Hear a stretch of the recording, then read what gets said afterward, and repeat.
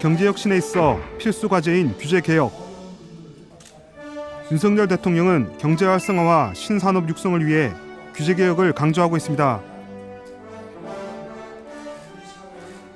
정부는 민간의 혁신과 신산업을 가로막는 낡은 제도 그리고 법령에 근거하지 않은 관행적인 이런 그림자 규제 이런 것들을 모조리 걷어낼 것입니다. 새 정부의 국정과제로 손꼽는 규제개혁. 지난해 10월 한덕수 국무총리는 규제개혁위원회의 역할이 무엇보다 중요한 때라며 규제개혁위원회 신임 민간위원들을 위촉하고 적극적 참여를 당부하기도 했습니다.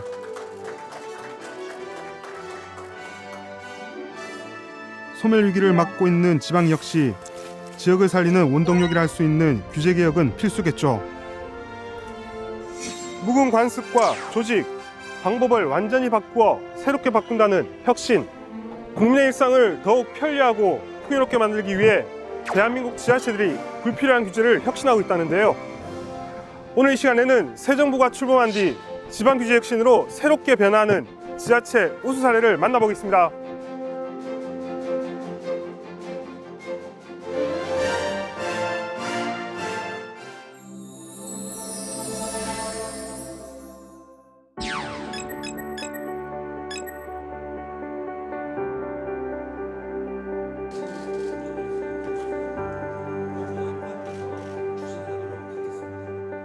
먼저 새 정부 규제 혁신 방향을 지역 현장에 안착시키는 데 앞장서겠습니다. 규제 효과가 실제로 나타나는 곳은 지역 현장이라는 문제의식을 가지고 지방 규제 혁신에 접근하겠습니다. 규제 혁신 우수 지자체를 만나보기 앞서 지방 규제 혁신에 힘을 쏟고 있는 행정안전부를 찾아갔습니다. 먼저 지방 규제 혁신이란 무엇인지 그 의미부터 짚어볼까요? 네, 지방규제혁신이라는 것은 말 그대로 지방자치단체가 규제를 혁신하는 겁니다. 근데 이제 지방자치단체가 가지고 있는 조례랄지 그런 보이지 않는 행태 등을 통해서 하는 규제들이 있고요. 그다음에 중앙부처 법령을 집행하다 보면 나오는 규제들이 있거든요. 그리고 이제 이런 중앙부처 관련된 규제, 그다음에 지방에서 조례에 근거한 규제, 이런 것들이 통틀어서 지방규제 혁신이라고 이해하시면 될 것 같습니다. 행정안전부는 국민이 일상에서 느끼는 불편함과 기업의 과도한 부담 같은 규제들을 중앙정부가 청취하고 해결할 수 있도록 중간다리 역할을 하고 있는데요. 무엇보다 현장에 그 해답이 있다는 일념으로 현장 토론회를 진행하고 있습니다. 산업단지 규제랄지 이런 도시 계획구역을 갖다가 완화시킨다든지 이런 것들은 현장을 한번 가봐야 되거든요. 중앙부처에서 지방의 의견을 듣고 이런 것들을 개선하는 이런 시스템이 되기 때문에 현장에서 토론회하고 이런 것들이 굉장히 중요한 거가 되겠습니다.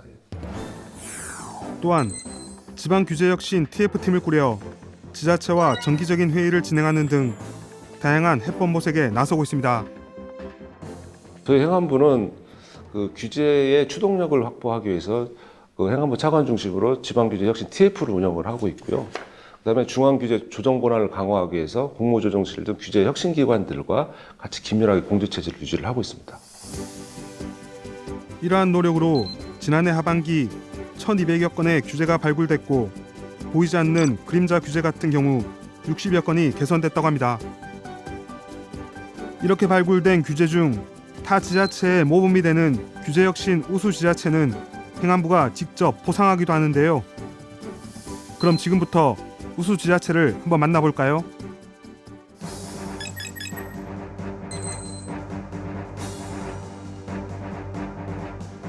과학의 수도 대전.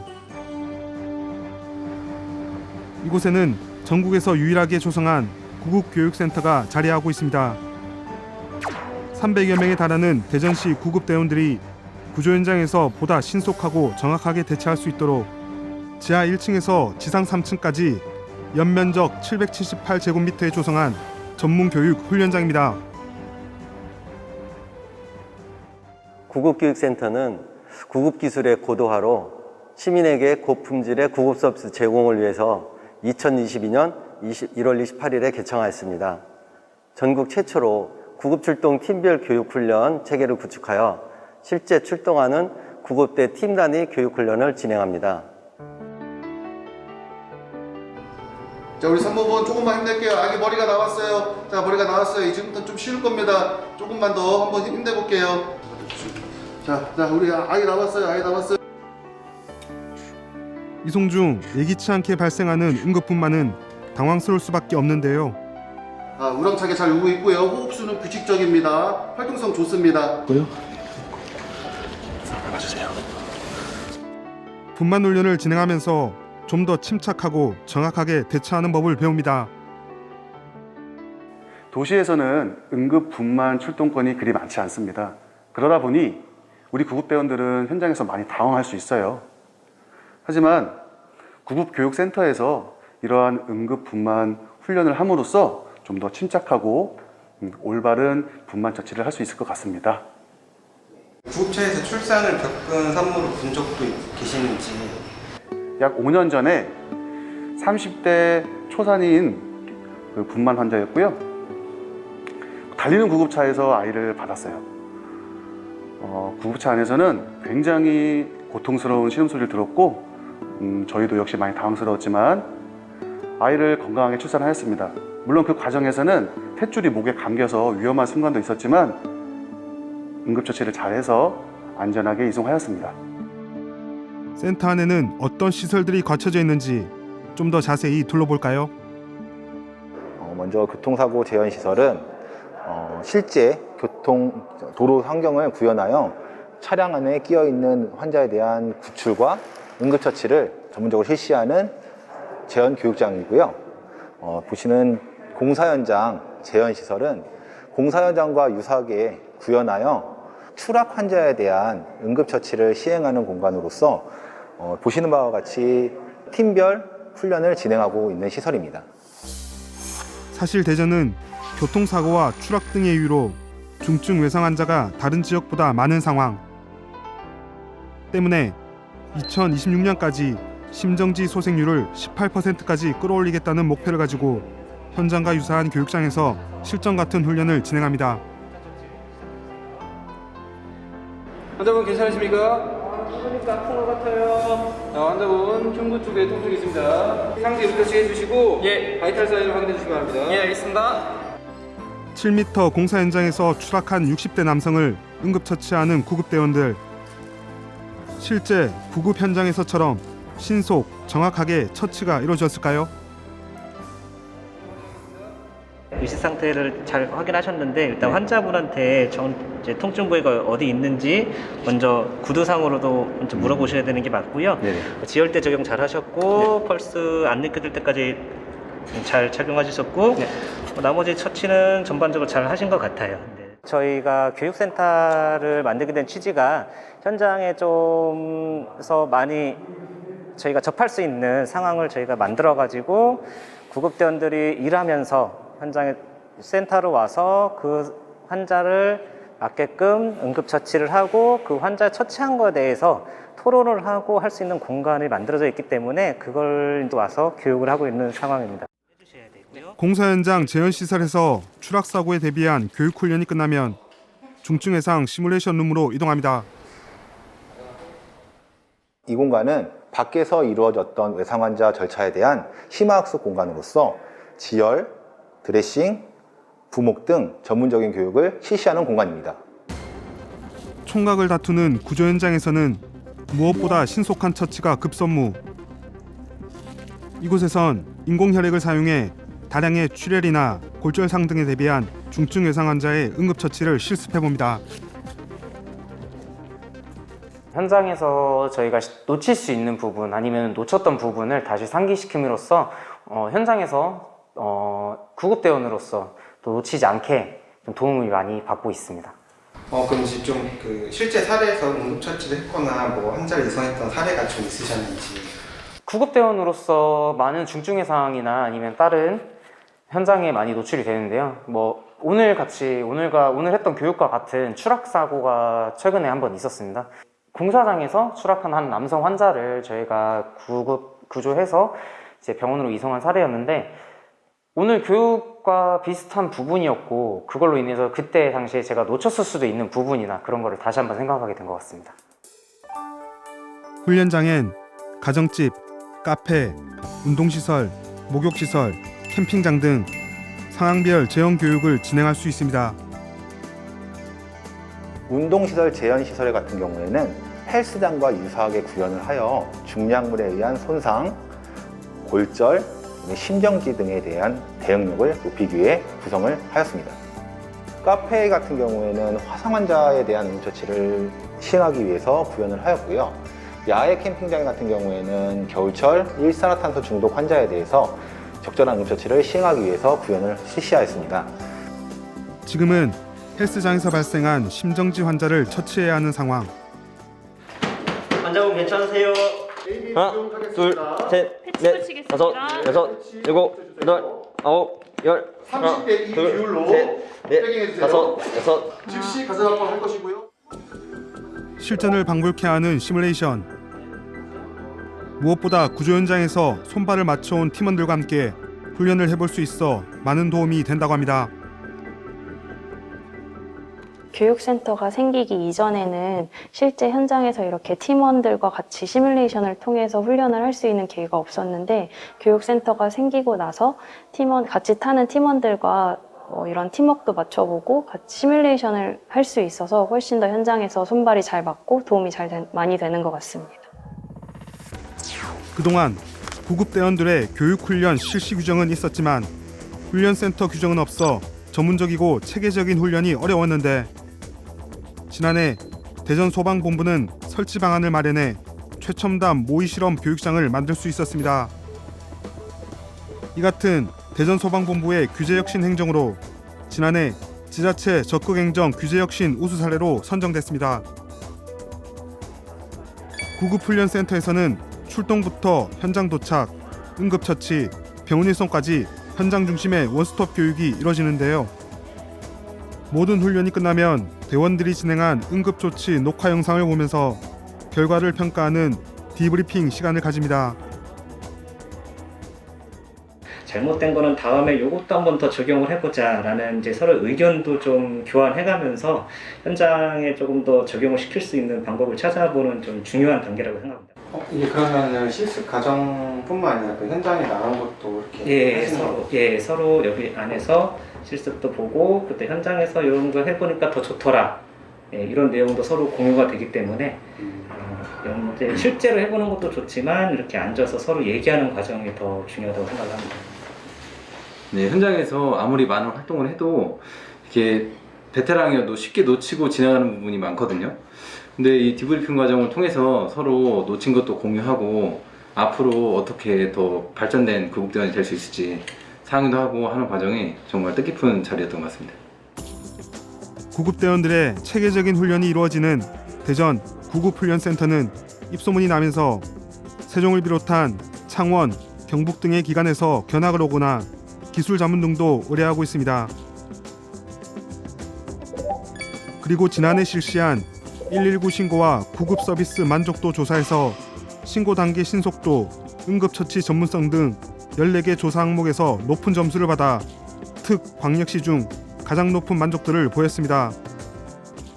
대전시 전체 구급대원 305명 전체를 대상으로 전문 능력 향상 및 유지에 중점을 두고 있으며, 응급의료 서비스의 질적 향상으로 고품질의 응급의료 서비스가 대전 시민에게 돌아갈 수 있도록 노력하겠습니다. 응급처치 교육은 최초 교육 후 2년이 지나면 숙련도가 급격하게 떨어지게 되어 상시적인 훈련으로 숙련도를 높이는 게 중요합니다. 대원들의 대처 역량은 환자의 소중한 생명과 직결되어 있기 때문이죠. 대전뿐만이 아니고 전국적으로 이런 교육기관들이 많이 생겼으면 좋겠다고 생각을 하고 있고요. 그런 사소한 것들이 모여서 구급, 그다음에 병원 전 단계, 그리고 구급 대원의 능력들이 높아질 거라고 생각을 하고 있거든요. 그래서 교육센터가 조금 더 많이 생겨서 구급대원들한테 많은 도움이 됐으면 좋겠습니다.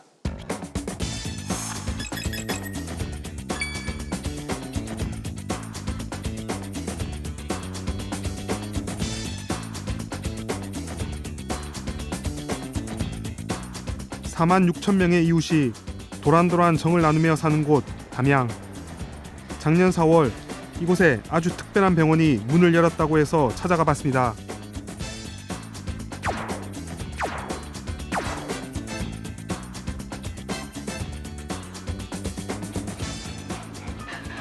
담양군에서 자체적으로 만든 반려유기동물 공공진료소고요.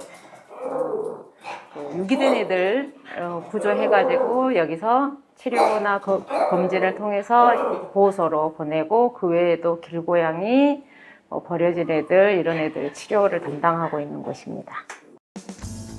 101제곱미터의 면적에 진료실과 수술실, 엑스레이실 등 최첨단 장비를 갖춘 공공진료소는 국내에서 유일한 반려 유기동물을 위한 병원. 진료소 안쪽에는 유기견들이 살고 있습니다. 저희가 현재 3마리가 입원을 해 있는데, 보시면 왼쪽 눈이 없죠? 왼쪽 눈이 맞아서 안구가 파열된 상태로 구조가 됐어요. 그래가지고 안구 적출 수술을 하고, 그렇게 해서 지금 여기서 치료 보호 중이고요. 그리고 이 아이는 물려가지고 지금 뒷다리 뼈가 살짝 금이 갔어요. 그래서 지금 치료 중인데 지금 거의 다 회복 중이고요. 그리고 이 애는 이렇게 올무가 걸린 상태로, 그 상태로 얘가 구조가 됐어요. 그래서 지금 이게 전체를 다 도려내고 봉합을 해놓은 상태예요. 반려동물 인구 1,500만 시대. 인구 고령화와 1인 가구 증가로 반려동물은 점점 늘고 있지만 버려지는 사례도 꾸준히 증가하는 추세. 담양군 역시 작년 구조한 유기견만 해도 327건에 달합니다. 이쪽 지역은 시골 지역이다 보니까 시골 마당개들 있죠. 마당개들이 새끼를 낳으면 예전에는 시골 장에서 판매도 하고 이랬었는데 그런 행위들이 이제는 전부 법적으로 금지가 돼 있거든요. 그러다 보니까 걔네들을 감당이 안 되니까 이렇게 5-6마리 난 애들 젖대면 박스에 넣어서 수로에다가 논 한가운데다 이렇게 버려버리시는 분들이 굉장히 많으세요. 이처럼 담양군에 버려지는 동물은 느는데 보호센터나 병원은 부족하다 보니 전염병 발생에 대한 우려와 동물 복지 관련 민원이 꾸준히 제기되어 왔습니다.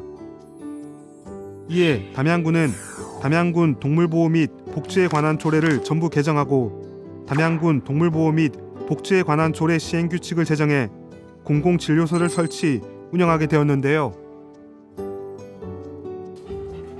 이로써 유기동물 관련 민원이 차츰 해결되고 동물복지 증진에도 기여하고 있습니다. 담양 군민들의 삶의 질 향상에 기여한 담양군의 공공진료소 운영은 지난해 적극행정 규제혁신 사례로 선정되기도 했습니다. 반려동물을 키우며 삶에 큰 행복을 느끼고 있다는 임추성 씨. 이제 애기들도 다 여우고 아무도 없으니까 야들 아니면 똥무도 없잖아. 요즘은 옛날같이 초대받지 않는 손님 반갑지도 않듯이 놀러 갈 때도 없고, 그러니까 집에 가면 캄캄한 집도 이름 부르면 들어가면 그래도 썰렁한 집이 온기도 있고 좋아요. 그녀는 유기견 11마리를 키우는 엄마라고 합니다. 동물보호소 같은 경우에 갔을 때는 여러 명이 있으니까 병이 들어서 죽을 수도 있고 돌림병으로. 근데 제가 이 애기들을 하나 거두줌을 해서 나도 좋고 애기들도 좋고 그러니까 데려오게 되고 또 데려오게 되고 그리고 11마리가 됐어요. 이쁜이란 이름의 이 강아지도 작년 동물보호소에서 데려왔답니다. 오늘은 무슨 일로 이곳을 찾아왔을까요? 배가 좀 아픈가 봐. 토했어요? 대변이 안 편해. 체온 한번 재봅시다. 네. 이분이는 주사도 잘 잘 맞아. 맞지? 그지? 오, 네. 착한 거. 얼굴 잘했네. 자, 반대. 귀 가려운 거. 그 애는 어제 제가 약 드렸잖아요. 그랬는데 좀 더 여유분을 주라고. 여유분으로? 예, 다른 것들도 턴 게. 얘도 좀 안 좋게. 네. 같이 해갖고 드릴게요. 예. 네. 오늘은 주사와 약 처방을 받는데요. 귓병 걸린 다른 강아지들 약도 추가로 받습니다.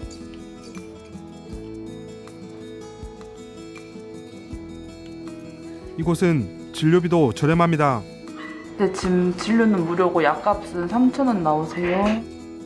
담양에는 애견들 보는 데도 없고 유기동물 보는 데도 없고 한데 강주로 가기도 택시 타고 가야 되잖아요.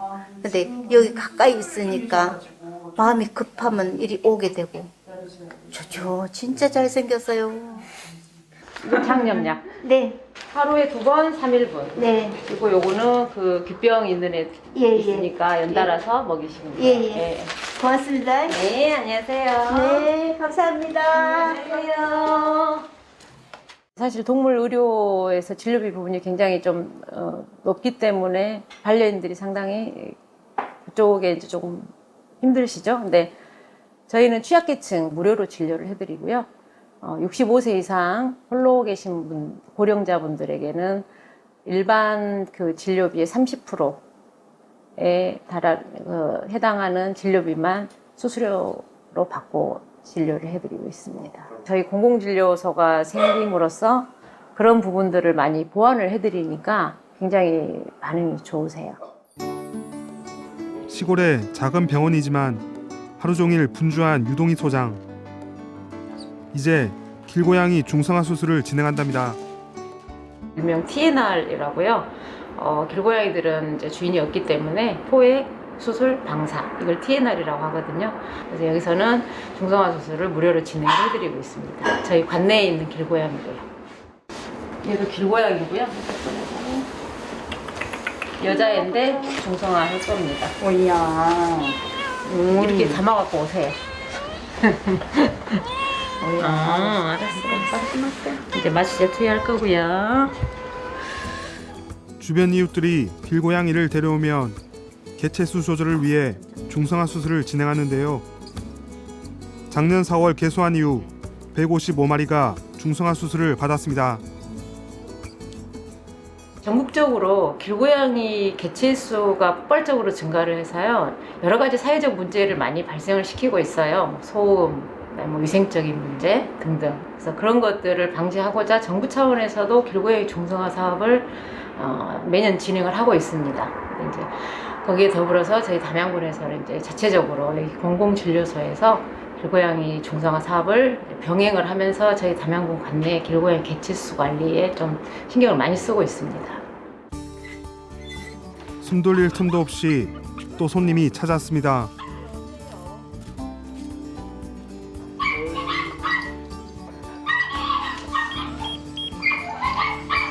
등록이 안 되면 이렇게 노트북 없거든요. 얘도 둘 다 등록이 안 돼 있네요. 사실 이 친구들은 유기동물 보호소 소장님이 신고를 받고 구조해온 유기견. 보통 유기견 구조 신고를 받으면 유기견 보호소나 소방서에서 출동한 다음 구조를 하고 공공진료소에서 진료를 받습니다. 이후 문제가 없으면 보호소로 이동하게 됩니다. 음성이고 제가 봤을 때는 얘 현재 아주 본격적으로 지금 발정 배란 중이거든요. 그래서 아마 발정 때문에 그 밖으로 나왔을 수도 있어요. 그런 경우는 뭐 주인이 연락을 하겠죠. 연락을 하겠는데 선생님 얘를 보호소 데리고 가셔도 그 수컷들하고 반드시 확실하게 격리를 시키셔야 합니다. 안 그러면 일 납니다. 동물 식별칩이 없는 유기견이다 보니 곧바로 보호소로 입소해 입양이 되기 전까지 보호를 받게 되는데요. 보호소 역시 공공진료소가 생기고부터 적지 않은 도움을 받고 있다고 합니다. 네, 전에는 참 진료소가 없어가지고 먼 거리까지 이렇게 다니면서 진료하고 그랬었는데 지금은 저도 편하고 또 입양자들도 모든 진료를 해서 내보내기 때문에 아주 좋아하고 있습니다. 담양군의 이러한 동물복지 서비스로 유기견 입양 건수도 20에서 30%가 늘었다고 합니다. 유기동물들은 진료나 처치가 끝나면 보호소로 가거나 새 주인을 찾아 떠나는데 아직 이곳을 떠나지 못하는 친구들도 있습니다. 이쪽 격리실은 보호소에서 전염병 아무래도 이제 집단으로 생활을 하고 또 계속해서 밖에서 유입되는 애들이 있다 보니까 전염성 질환에 이제 잠복해 있는 애들이 있어요. 그러면 이제 전염성 질환이기 때문에 일반 입원실과 따로 이쪽 격리실 해서 여기서 이제 입원 치료를 하고 있고요. 그럼 이 친구들은 이곳에서 얼마나 머물게 될까요? 원래 여기서 최대 몇 개월이라고 저희가 정해놓은 건 없고 일단 회복이 되면 이제 보호소나 저희 저쪽 그 입양센터가 또 조그만하게 있거든요. 그쪽으로 보내는데 이제 여러 가지 이유상 못 보내는 애들이 있어요. 저희도 진료를 하다 보면 네, 마음이 또 그런 경우가 있더라고요. 좋은 분이 데려가시면 좋겠습니다. 반려동물은 이제 가족의 일원으로 인식되고 있지만 여전히 동물학대와 유기동물 증가로 동물 복지 실현은 더디기만 한데요. 유동희 원장은 성숙한 반려동물 문화 정착을 손꼽아 기다리고 있습니다. 왜 쓸데없이 동물의 이 지자체 예산을 쓰냐라는 그런 지적을 받을 때도 있거든요. 근데 저의 바람은 동물이든 사람이든 함께 같이 공존하는 그런 사회적인 풍토가 이렇게 정착이 될 수 있었으면 거기에 제가 조금이나마 도움이 됐으면 하는 그런 바람이 저의 내년 올해 뭐 바람이기도 하고 앞으로의 바람이기도 합니다.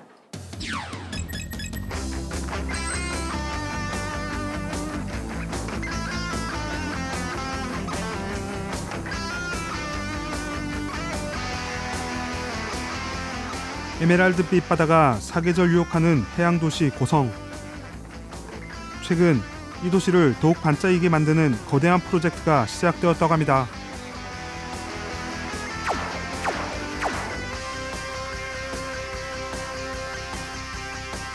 순수 우리 기술로 키워낸 K연어가 머지않아 밥상 위에 오를 준비를 하고 있다는데요.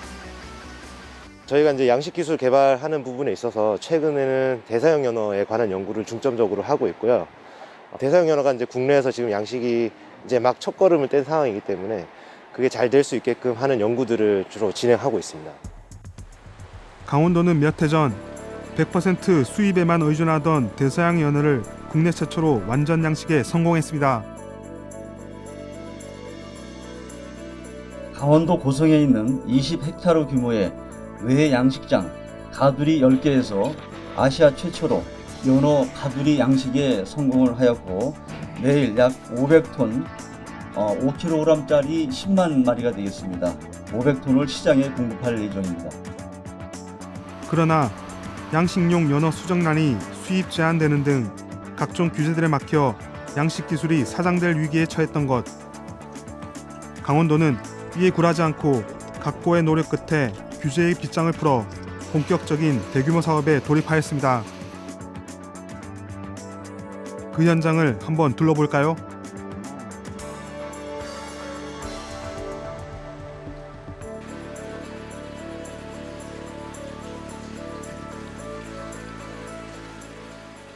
작년 11월 달에 저희가 아이슬란드에 있는 업체를 통해서 3만 개체를 갖고 오고 그 다음 달인 12월 달에 3만 개체를 추가로 또 알을 갖고 왔습니다.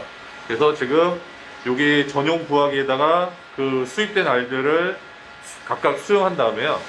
그거 지금 저희가 부화시키고 있습니다. 강과 하천에서 태어나 바다에서 성장한 뒤 다시 산란을 위해 강으로 돌아오는 연어. 우리나라는 여름철 수온이 올라 그동안 연어 양식에 어려움이 컸는데요.